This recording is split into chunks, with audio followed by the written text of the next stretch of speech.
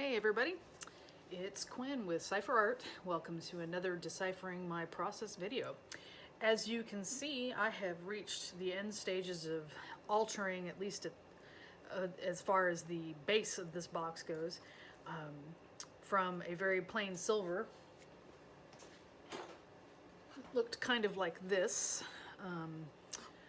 but a little bit different. But very similar idea, had the window in the front. I distressed this with the Modern Masters oxidizing paint, which if you haven't seen the other videos is a three-step process before you seal it. A primer, and then an oxidizing paint, then a oxidizing agent that causes the rust. I have sealed this box, so that technically I guess 4 steps, but when it comes to just doing the oxidizing, it turns out that it's the 3 steps with the 4th if you want to seal it. If you do seal it, it will stop the oxidizing, which I think is important. You probably don't want rust rubbing off on people's hands if they're handling a product.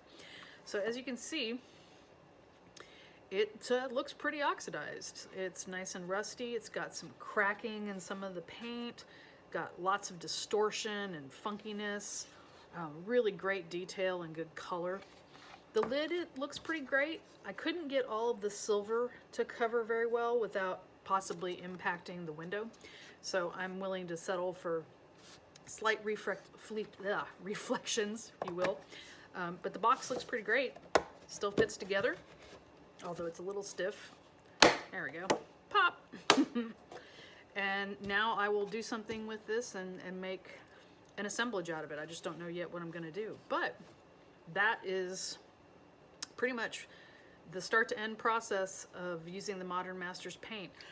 Again, I really do like it. I like the effect that it gives.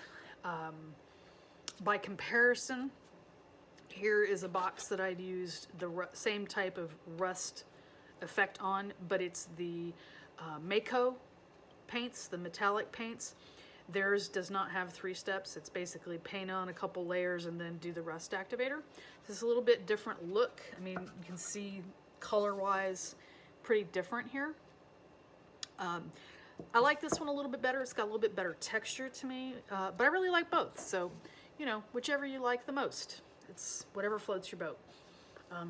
The only negative I will say is that this is really, really, really pungent, and you do need to have good ventilation and or use a respirator or a mask or something. This stuff stinks. It's probably a lot more toxic than others. But the end result is very worth it. If you're careful with it, I think you get pretty stellar results. So there you go. I will be posting another video when I actually complete this project, but I wanted to show everybody what the end result was at this stage of distressing.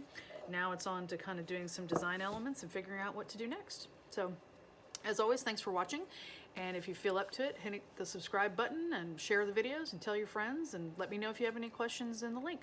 Thanks!